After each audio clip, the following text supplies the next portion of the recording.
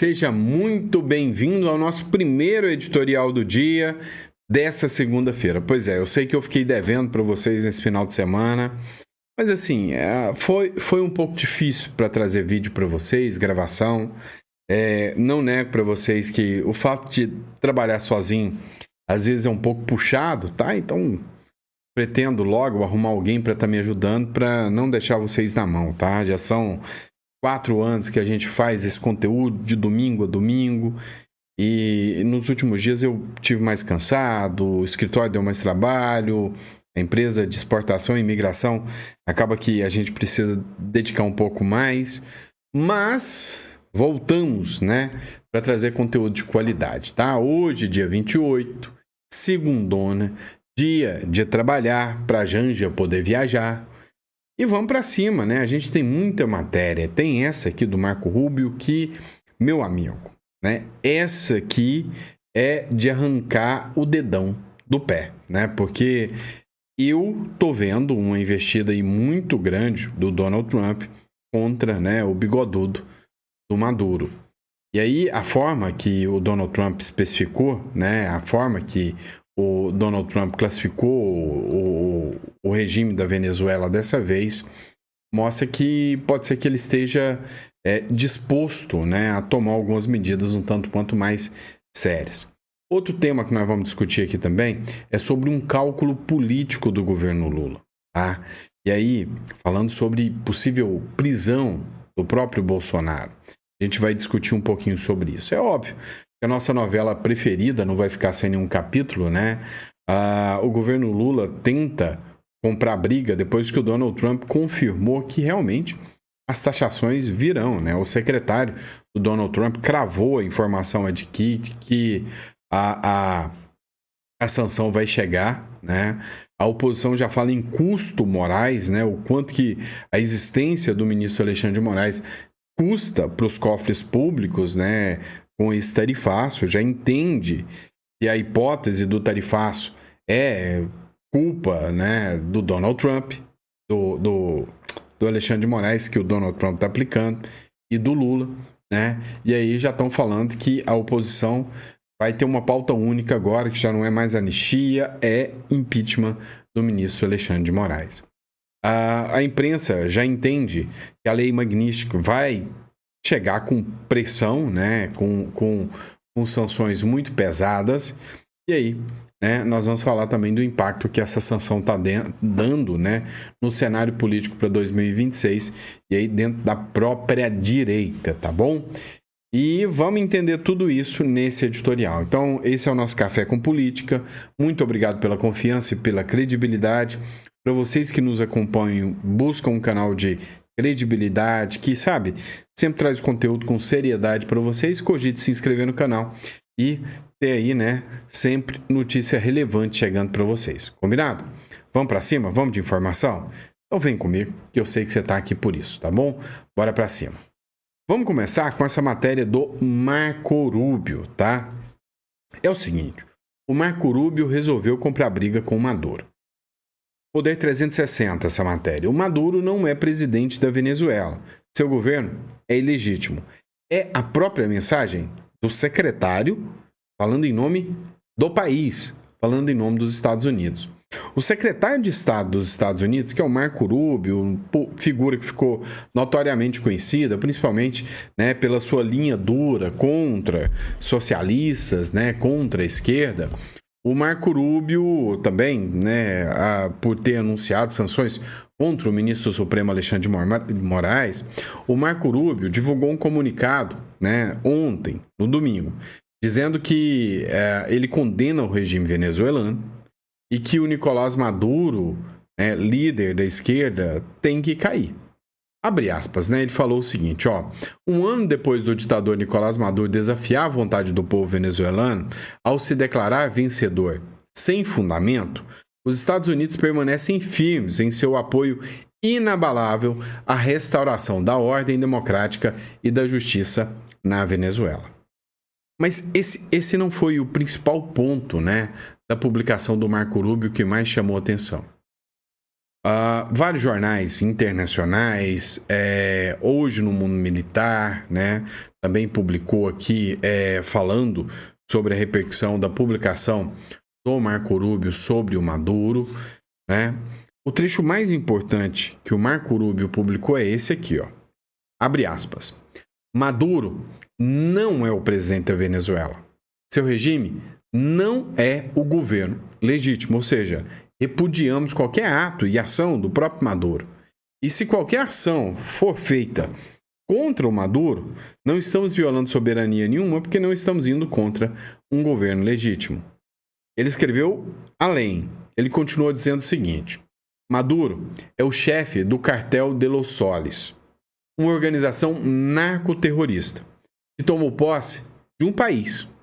E ele está sendo indiciado por tráfico de drogas para os Estados Unidos. Pois é, o secretário Marco Rubio falou do indiciamento do Maduro agora. E foi além. Matéria do Metrópolis agora. Estados Unidos dizem que, abre aspas, o regime criminoso de Maduro não durará para sempre. Em uma publicação no X, agora a embaixada, não foi o Marco Rubio, a embaixada dos Estados Unidos na Venezuela se dirigiu ao povo venezuelano e afirmou que o regime do presidente Maduro e o seu regime criminoso não vão durar para sempre. A postagem foi feita logo depois da postagem do Marco Rubio, né? Escreveram o seguinte: ao povo venezuelano, Maduro e seu regime criminoso não durarão para sempre, e a terra de Bolívar voltará a ser democrática e livre, postaram os representantes norte-americanos. Mostrando uma nova sinalização, uma nova postura, agora muito mais combativa do governo norte-americano e do Donald Trump. O governo do Donald Trump, o que a gente entende dele hoje, é que ele chegou pro tudo ou nada, né? Acabou aquela historinha de falsa diplomacia. O Olavo de Carvalho, ele já dizia o seguinte: a partir do momento que você, como um governo de direita eleito, se preocupa em convencer a esquerda, se preocupa com o posicionamento da esquerda sobre o que você está fazendo, o seu governo já é um fracasso. Ele falou isso contra o Bolsonaro, tá? Você pode concordar ou não concordar com o Olavo de Carvalho, mas o Olavo de Carvalho falou o seguinte: olha, o Bolsonaro, quando ele entrou, ele deveria ter ido para cima da esquerda e eliminado a esquerda do Brasil, caçando os crimes, todas as medidas criminosas contra o Supremo Tribunal Federal. A fala do Olavo de Carvalho é que o Bolsonaro tinha que ter ido contra o sistema. Em vez disso, o Bolsonaro tentou ir para a economia, jogar para o colo do Paulo Guedes, convencer a esquerda que ele era melhor do que a esquerda. E esse é o motivo do fracasso do governo Bolsonaro, que chegou ao fim, né, da forma tão deplorável que foi, né, com o STF indo para cima dele. Hoje, você pode gostar muito do Bolsonaro, eu sei que você gosta, mas hoje, né, aquilo que o Bolsonaro está tendo não é vida, né? Não é vida. O cara tá com uma tornozeleira eletrônica, sem mensalão, sem petrolão, sem nada. O filho tá fugido do Brasil. O outro, né, o Flávio Bolsonaro, eu cito o nome. Flávio Bolsonaro, para mim, é um curvado ao sistema, né? O Carlos Bolsonaro não pode abrir a boca. Isso é vida, né? Então, a minha visão é de que o Olavo estava certo. E o Donald Trump entendeu isso. Esse negócio de 4 linhas da Constituição. Tanto é que ele fez uma postagem, vou até falar disso no próximo editorial, talvez, com vocês. Fez uma postagem, né, feita com inteligência artificial, de carros de polícia correndo atrás do Barack Obama. Ou seja, o que a esquerda está fazendo, o modus operandi da esquerda agir aqui no Brasil, ele vai fazer lá. Agora, ele está indiciando o Barack Obama por tentativa de golpe de Estado. O que estão fazendo com o Bolsonaro aqui, ele vai fazer lá. Ou seja, que 4 linhas da Constituição, que nada. Que ter diálogo com vocês, que nada. Eu vou fazer exatamente o que vocês fazem. E isso serve também para os países aqui na América do Sul. Então o Donald Trump não veio com brincadeira, não. O homem é doidinho de pedra, vocês sabem disso. Ele não veio para brincadeira. Não é à toa que ele falou: Maduro, seu regime está caindo. Cara, pro Donald Trump entrar num embate com o Maduro, igual ele fez lá com o Irã, para mim pouco custa, tá? Para mim pouco custa. Agora vamos falar do governo brasileiro, né? Olha essa publicação do Danúzio News aqui. Achei interessante a gente discutir essa matéria aqui. Olha só, cálculo político. O governo Lula evita a prisão imediata de Bolsonaro para não alimentar um discurso de perseguição. É o discurso que o Trump está falando. Mas por que o Trump está falando em discurso de perseguição? Ele tem identidade com isso, ele foi perseguido pela esquerda. E a esquerda não conseguiu, porque os bilionários viram que a esquerda ia tomar o poder demais e acelerar.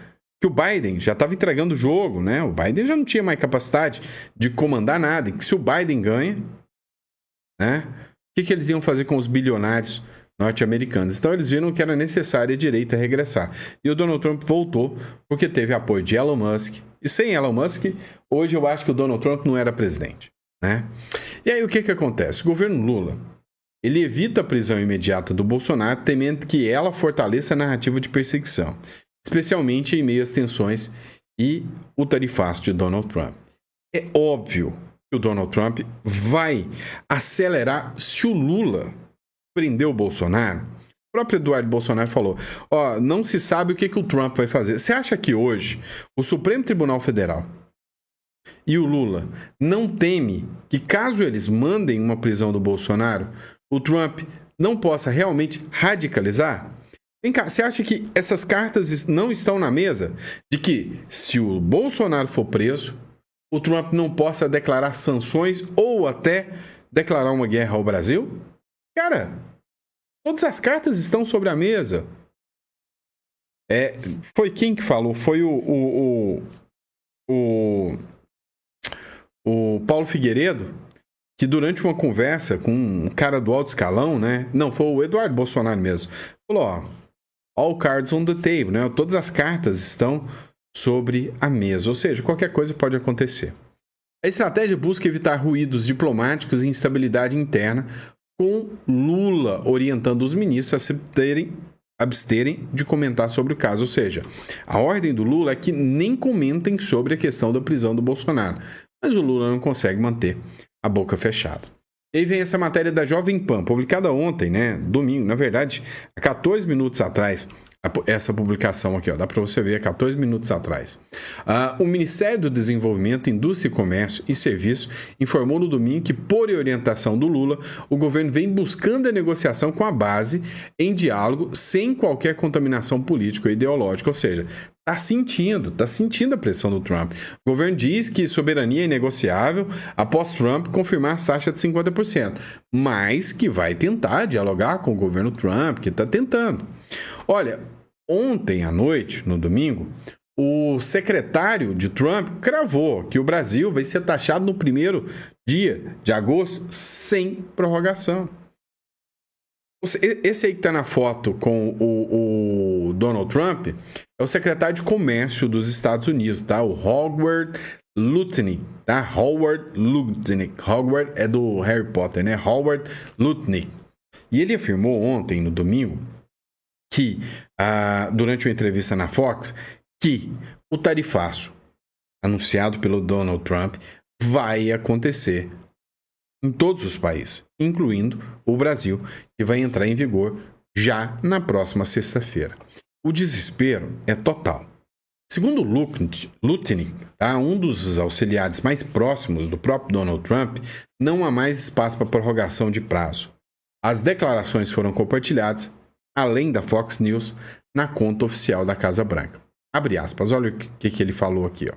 Sem prorrogação, sem mais períodos de carência. Em 1º de agosto, as tarifas serão definidas e elas entrarão em vigor.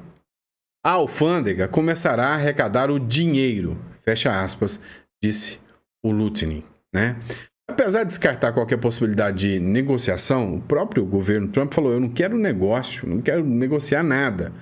Após 1º de agosto, o secretário do Comércio indicou que nada impede que os demais países insistam em conversar com o governo dos Estados Unidos sobre a tarifa, tá?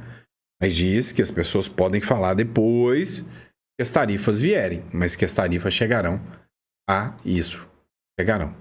E aí, né, o deputado Alex Brasil fez uma publicação dizendo que tudo isso, né, e aí é o discurso da oposição, é o custo Moraes. Ele falou o seguinte, abre aspas, o custo Moraes é a chaga que gangrena na economia brasileira, um tumor plantado pelo ativismo judicial de Alexandre de Moraes que esmaga empresas e espanta investimentos com sua caneta tirânica. O Banco do Brasil, antes motor do progresso, vê contratos desmoronarem porque ninguém confia num país onde o STF joga as leis no lixo. Até agora, Donald Trump, com sua voz estrondosa, exige que Moraes pare a caça às bruxas contra o Bolsonaro e opositores. Uma perseguição política descarada que envergonha a democracia. Enquanto Moraes se fantasia de guardião do Estado Democrático de Direito, o Brasil vira um pária global, com as fábricas fechando, desemprego explodindo e o capital fugindo para onde a toga não manda mais que o mercado. Olha só o trecho do vídeo aqui, onde ele tece essas críticas. Justamente esse diálogo entre importadores americanos e exportadores brasileiros, porque sim, as conversas continuam. Produtores brasileiros de ferro gusa, a matéria-prima para o aço, acompanham com apreensão a proximidade do início das tarifas. Há menos de uma semana para o prazo estabelecido por Donald Trump para o início da tarifação, importadores dos produtos nos Estados Unidos já anunciaram a suspensão de contratos com fornecedores do Brasil. Mas o cancelamento dos pedidos ainda não está na mesa, segundo o Fernando Varela. Ele é presidente do Sindicato das Indústrias Metalúrgicas e de Material Elétrico do Estado do Espírito Santo. Ele disse ainda que empresários encaram a proximidade do prazo e a falta de resolução com temor e tensão. Alex Brasil, seu Publicação aí, crédito, né, Alex Brasil. Então, o que acontece? O Brasil já está começando a sentir, né, o peso das sanções e empresas já não estão mais, né, querendo contratos com as empresas brasileiras. Matéria da Gazeta do Povo, a Lei Magnitsky. Bancos que mantiverem contas de sancionados poderão ser punidos. A gente está falando isso há 3 meses. Que a Lei Magnitsky, ela está vinculada ao código SWIFT, né? É um modelo padrão de transferências internacionais usando o dólar, né, como base aí. E aí o que acontece, né? O que a gente pode levantar, né, de preocupação? As instituições financeiras, elas podem ser alvos. Você imagina, né? Porque assim, hoje a caneta do Alexandre de Moraes é a coisa mais poderosa que existe dentro do Brasil. Não existe nada mais poderoso do que a caneta do ministro Alexandre de Moraes. Aí, você tem um Banco do Brasil que resolve, né, descumprir a ordem do Donald Trump e manter uma conta ali do Alexandre de Moraes porque tem medo da caneta do Alexandre de Moraes fechar o banco do dia para a noite.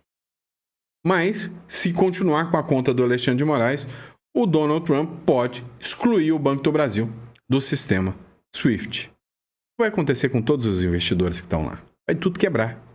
Instituições financeiras que mantiverem relações com pessoas ou entidades sob sanções dos Estados Unidos correm o risco de sofrer penalidades severas, incluindo a perda de acesso ao sistema financeiro americano. A medida se baseia na Lei Magnitsky, instrumento legal que permite sanções secundárias a bancos e empresas que façam negócio com alvos de punições determinadas por Washington. A regra atinge especialmente, olha só, operações em dólar e compromete vínculos com bancos sediados nos Estados Unidos. Pode ter grande impacto econômico para todos os envolvidos, inclusive para a própria, né, instituição financeira. Ou seja, se essas sanções chegam, meu amigo, o Brasil não vai conseguir se recuperar fácil, não. E aí tem um embate, né, pelo espólio de homem vivo, né, que é o Bolsonaro. O Bolsonaro ainda está aí. E todo mundo brigando pelo espólio do Bolsonaro na presidência. Uma briga que está dando o que falar é a briga, né, do Eduardo Bolsonaro com o Ratinho Júnior e com o Tarcísio, né? Nessa aqui eu tô do lado do Eduardo, tá? Escuta o porquê. Eduardo Bolsonaro afineta Tarcísio e Ratinho Júnior por evitarem falar da anistia. O que aconteceu, né? O Ratinho Júnior é do PSD, do Kassab, e o Tarcísio, alinhado de primeira linha do PSD, do Kassab. O deputado Eduardo Bolsonaro criticou duramente os governadores de São Paulo, Tarcísio de Freitas, e do Paraná, o Ratinho Júnior, por não mencionarem a possibilidade de anistia aos chamados presos políticos durante negociações sobre o tarifaço americano. Em postagens no X, antigo Twitter, Eduardo acusou Tarcísio de enganar a população ao focar apenas na tarifa de 50%, sem abordar a crise constitucional e institucional e as cartas enviadas pelo ex-presidente Donald Trump, que ele considera essenciais para resolver o impasse. O que o Eduardo Bolsonaro falou? Falou que o Tarcísio foi hipócrita, tá? Por quê? Porque ele ignorou que as sanções do Donald Trump são por causa da perseguição ao Eduardo Bolsonaro. E que o Tarcísio trouxe só um discurso, né? Aqui em virtude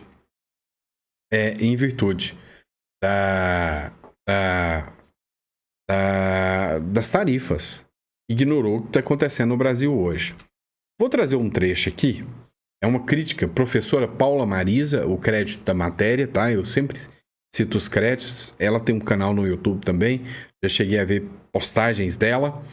Presa de 74 anos pelo 8 de janeiro, usa cadeira de rodas no cárcere. Morte de Clezão, preso do 8 de janeiro, completa um ano. E família segue pedindo justiça. Bem no meio, né? Tá aqui a postagem do Tarcísio. Escuta, e aí você vai ver por que ela tá no meio dessas duas matérias. A gente tem feito várias simulações e o efeito pode ser muito severo de fato, né? Do ponto de vista de economia, do ponto de vista de PIB, de massa salarial, do ponto de vista de emprego. Então a gente está vendo que isso pode trazer um efeito que pode variar de 0,3% a 2,7% do PIB. A gente pode estar falando de 44 mil a 120 mil empregos a menos. Isso eu estou falando só do cenário de São Paulo. A gente pode estar falando aí de uma perda de massa salarial de 3 bi a 7 bi por ano. Então, de fato, é muito impactante. Agora, o que me preocupa é o pequeno produtor de café, porque em cada contêiner que sai do Porto de Santos, sai lá um blend de vários pequenos produtores, cooperativados. Me preocupa uma empresa global como a Caterpillar, que fabrica, é uma das únicas plantas que fabrica toda a série de equipamentos e que exporta muito para os Estados Unidos. E aí uma empresa global pode desligar a chave aqui, ligar em outro lugar para fazer essa exportação, e isso traz um efeito na cadeia, porque tem as empresas que fabricam os aços planos, que fornecem para a Caterpillar. Me preocupa a Embraer, que manda os aviões executivos que são fabricados em Gavião Peixoto, manda os aviões da aviação comercial que são fabricados em São José dos Campos, e a gente está falando de impor um ônus significativo. A indústria da laranja tem uma estrutura própria, logística para isso, então o efeito é maléfico. O que a gente está fazendo aqui? Primeiro ponto, vamos liberar um crédito subsidiado, um crédito muito mais barato, né, com uma taxa de juros subsidiada, com 5 anos para pagar, com 1 ano de carência, para tentar dar um fôlego, tentar dar fluxo de caixa. Segundo, vamos fazer uma grande liberação de créditos acumulados de ICMS, e a gente está estudando outras medidas. Terceiro, estamos conversando. A gente está buscando parlamentares americanos, estamos buscando os contrapartes americanos, as empresas americanas, tentando pegar agentes do governo americano que possam sensibilizar para o tamanho do problema. Né? E estamos fazendo isso de uma forma profissional, de uma forma silenciosa, para ver se a gente consegue atenuar esses efeitos. Porque, infelizmente, hoje, a gente vive um momento onde se busca tirar proveito político de tudo, se busca dividir o país.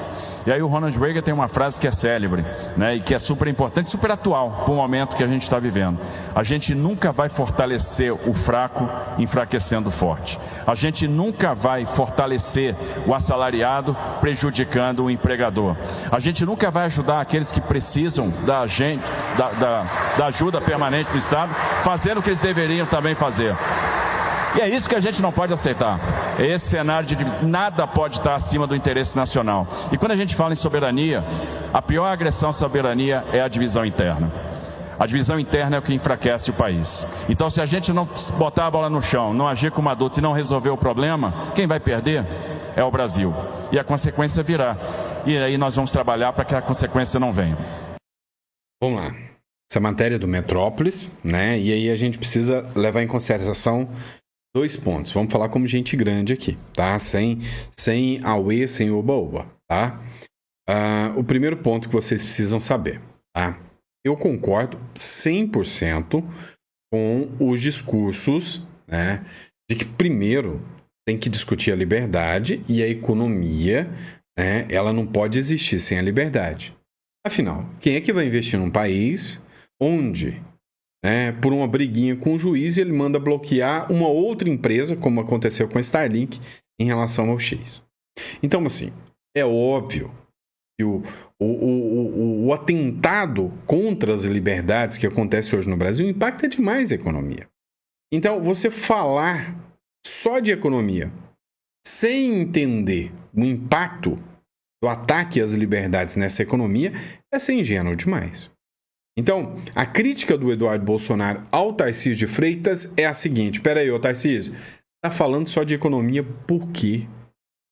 Porque não existe economia no meio de uma ditadura. Alguém que fala em economia, né, lá em Cuba, lá na Venezuela, a economia lá vai bem, né? Então, assim, a crítica do Eduardo Bolsonaro é justa, muito justa. A crítica faz sentido. Afinal, a economia vai desandar. Agora, por que este momento não foi o momento adequado da crítica do Eduardo Bolsonaro? Você tem que entender o seguinte: quando você vai falar para crianças, você usa uma linguagem de criança. Quando você vai falar para políticos, você usa uma linguagem de políticos. Quando você vai falar para empresários, você usa a linguagem dos empresários. O Tarcísio, ele estava dando uma palestra lá na XP, né? Um local, um fórum de investidores. E aí tá todo mundo metendo pau no Tarcísio, né? Por causa da palestra dele não ter citado o 8 de janeiro, a palestra dele não ter citado a necessidade de anistia e que isso é culpa, né? Só resolveria com anistia ampla, geral e restrita. Não. Aqui eu já discordo, tá? Porque eu acho que o Tarcísio foi certo, era um discurso ali para empresários, ali não era hora dele politizar. Agora, ele foi crítico, dizendo, olha, isso aqui está acontecendo, a maior soberania que nós podemos ter é defender os interesses e as pautas nacionais, coisa que o governo atual não está fazendo.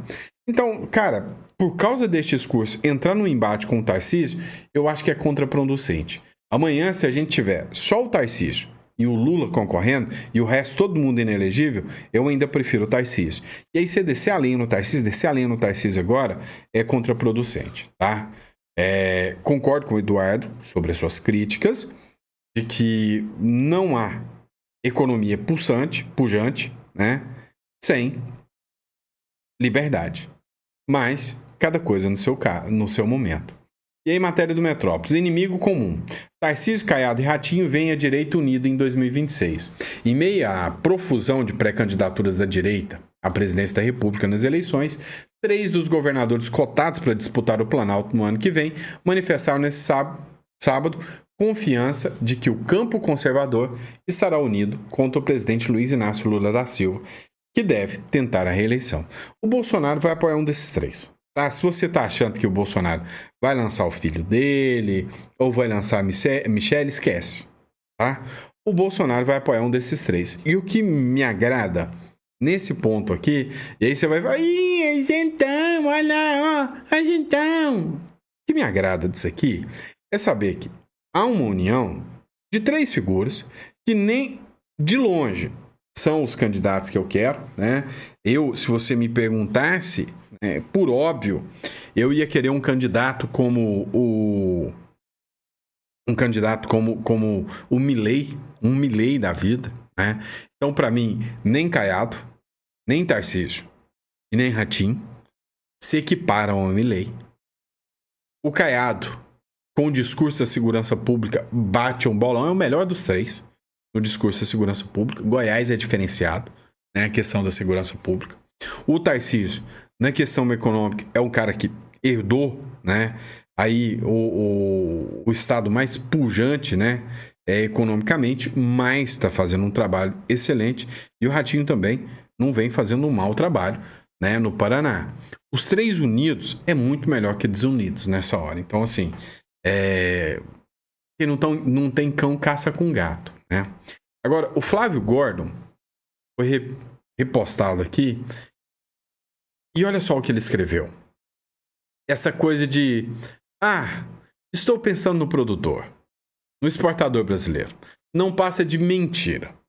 Porque com a manutenção de Alexandre de Moraes e Caterva no poder, ou seja, com a manutenção da ditadura socialista e anti-americana que subjuga o Brasil, não apenas o produtor vai se estrepar, como a mãe do produtor, a avó do produtor, os filhos, os netos e bisnetos do produtor.